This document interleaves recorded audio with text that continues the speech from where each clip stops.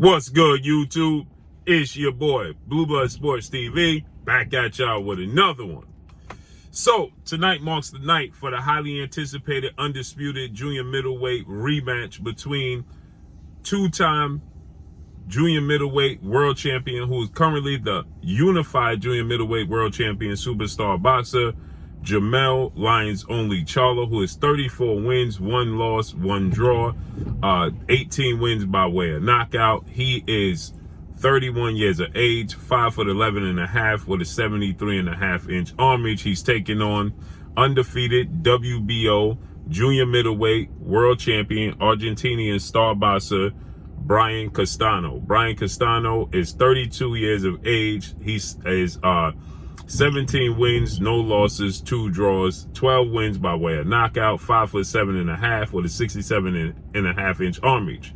The first fight took place back in July for Undisputed, and it ended in a draw. Okay. Now what's interesting here is to note is that, there's never been a 4 major belt sanctioned Ring Magazine title holder at junior middleweight, so history is on the line. Okay, so with that said, the first fight shocked a lot of people. Jermell Charlo was the overwhelming favorite to win the fight, and the fight itself was lived up to the billing. It was all action-packed fight. Okay, every single round it was action, and every single round there was never a boring moment or a dull moment in the fight. Okay, so with that said, but many people expected Jermell Charlo to win the fight, if not knock out Brian Castano, and that was anything but the case. Okay, and so with that said, that leads us to today. Okay, fast forward to today. Now, it was supposed to take place in April, but Brian Castano, he suffered an injury,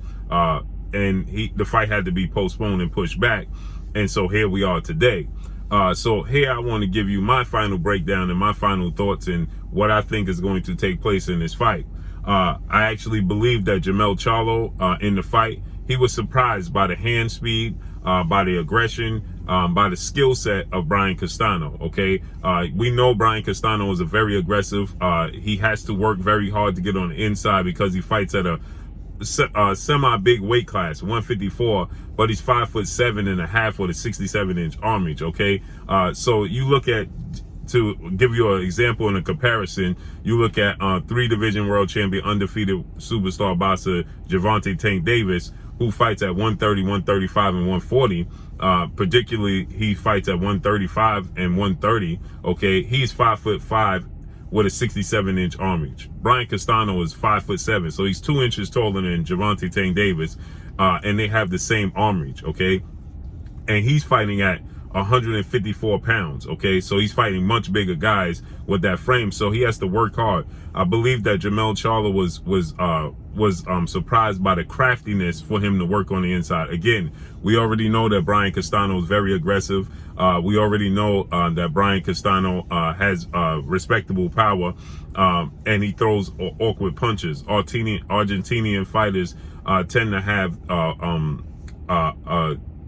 a hard style to predict. Okay, we know this with Marco El Chino Maidana, former world champion, Sergio Martinez, former world champion. These guys, their style is very hard to gauge. Okay, it's very hard to get the timing and the delivery and the approach of their fights. So I believe that many people underestimated Brian Castano. Okay, because of he'd had a close fight with Cuban superstar boxer Erislandy Lara. That fight ended in a draw when many people thought that Brian Castano won the fight, but then many people felt like Erislandy Lara wasn't the same guy. He had showed a lot of slippage. So he didn't get the credit he deserved in that fight with Erislandy Lara.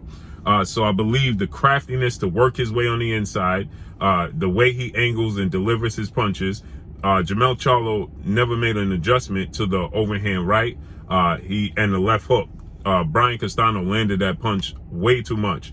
He landed more punches on Jermell Charlo than anybody in Jermell Charlo's career. Okay, the highest punch rate on Jermell Charlo in Jermell Charlo's entire career. Okay, and he continuously found a way to craftily back Jermell Charlo up into the ropes because, again, Jermell Charlo is 6 feet tall, okay? Brian Castano is 5'7", okay? So Jermell Charlo has a 5-inch height advantage, okay? Jermell Charlo is a 73.5, almost 74-inch arm reach, okay? So he has almost a 7-inch arm reach advantage over Brian Castano, okay? He's seen as the better athlete and just physically stronger. Well, to his surprise, Brian Castano had a faster hands than Jermell Charlo in this fight. Okay, he displayed faster hand speed, and he delivered his combinations quicker than Jermell Charlo did.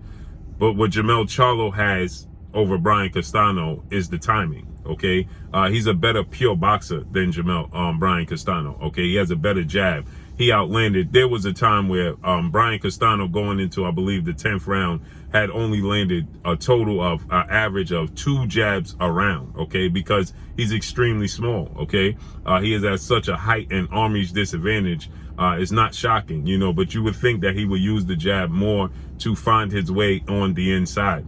He used his craft, his head movement, his foot movement, and his angles to work his way on the inside, not so much of the jab, okay? So he's not busy with the jab. He only landed 2 jabs a round. So Jermell Charlo overwhelmingly land more jabs than he does, okay? Now, Brian Castano had quicker feet than Jermell Charlo, and I anticipated, and most fans, and he had quicker hand speed. But Jermell Charlo's timing and his jab and his ability to box and control the pace of the fight is key, okay, in this fight. And I think that Jermell Charlo will make the adjustment. Brian Castano, because he's such at a size disadvantage, he uses the ropes as his second defender. And what I mean by that is this: that's a football term. When you trying to guard one of the best wide receivers or the most athletic or quick wide receivers, you use the sideline to help assist you to defend them, okay? Because you can't step out of bounds and be the first one to touch the ball. So if you're defending that receiver or that offensive player, you split them in half and you use the sideline as a defender, because if they step out of bounds, okay, they can't receive the ball. So they can get past you, but they can't be the first one to touch the ball. So you use that sideline. So they're trying to never step out of bounds, but you sandwiching them between out of bounds and yourself. So you know, that's what Brian Castano uses in boxing. He uses the ropes as his second defender because he's at a size disadvantage. So he knows once your back is against the ropes, okay, there's no way you can go. So now he can use his hand speed and his combination punches, okay, and his crafty delivery of and the angles of his punches to be successful, because he knows the only thing you can do now at this point in time is duck and bob and weave on the ropes, okay? You can't move, you can't pivot, you know, for the most part, because of the way he delivers his punches, okay? So, and he's very crafty and very sharp with those punches, because he knows he can't waste them, okay? So he gets those punches through, and mainly it was the overhand right, straight right hand, and the left hook that kept getting through and touching Jermell Charlo, okay? But when the fight was in the center of the ring, there was no doubt that Jermell Charlo was the better fighter. When the fight was in the center of the ring, it wasn't even a competition, okay? Why? Because Brian Castano, every now and then he would land a straight right hand or overhand right, but for the most part, he was not effective in the center of the ring, okay? And that's because of the size, the athletic ability, the pure boxing skills, the ring IQ of Jermell Charlo. So Jermell Charlo was using his jab, and that's where he hurt Brian Castano. He even hurt Brian Castano in the exchange because of his timing when Brian Castano threw 4 or 5 punch combination on the ropes, and Jermell Charlo caught him with a sneaky left hook on the inside. Similar punch he landed to knock out Erickson and Hammer Lubin in the first round of their fight, okay? And he got Brian Castano on the wobbly noodle legs, stumbling back, and he nearly knocked him out, but it wasn't enough time in the round. But when he was in the center of the ring, he would counter him, boom, boom, 1-2s, and rock Brian Castano. A few times he's done that, okay? And Brian Castano had to survive. I believe it was the 7th round. If you watch the 7th round, you can hear Derrick James, well-renowned trainer, former trainer of the year, and I believe will be trainer of this year, be 2-time trainer of the year. But you can hear Derrick James telling him, telling Jermell Charlo, stop allowing yourself to be on the ropes, okay? And in this fight, okay? In this rematch, I believe Jermell Charlo, in the first fight, as I was going to say, in the 7th round, I believe, he's telling him that. And Jermell Charlo starts pivoting, right? Every time Brian Castano is starting to pressure him and back him up against the ropes, you can see Jermell Charlo thinking, and he pivot right back to the center of the ring, or use a pivot and an angle to give himself space to get back into the center of the ring. And Brian Castano struggled heavily in that round.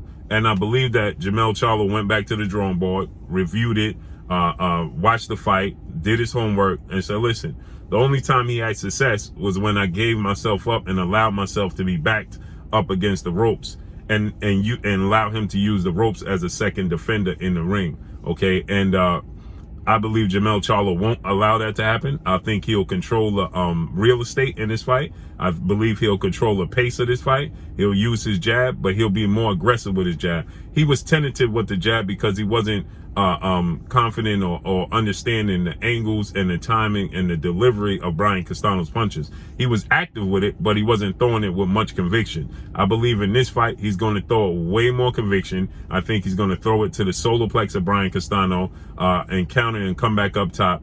And I believe Jermell Charlo is going to win unanimous decision victory over Brian Castano. Now, initially I said that I believe Jermell Charlo may stop Brian Castano. And that's still a strong possibility. But I think that the craftiness, the ring IQ of Brian Castano is going to see Brian Castano get to the 12th round. So I believe Jermell Charlo will win a unanimous 12th round decision and become the undisputed first junior middleweight 4 major sanction belt holder in the history of sport of boxing. So let's see how this unfolds and plays out. But that's all I got for y'all. Make sure you hit the like button, drop a comment in the comment section. Let me know what y'all think. Y'all already know what it is. It's your boy Blue Blood Sports TV. Hate, like, comment, and subscribe. You haven't subscribed, hit the subscribe button, hit the like button, hit the bell icon to get all the new notifications. Follow me on Instagram at Blue Blood Sports TV, all one word. Y'all already know what it is. Shout out to the entire LDBC. Shout out to New Media. Shout out to Black Media Row. Make sure you like your shady videos. That's all I got for y'all. Peace.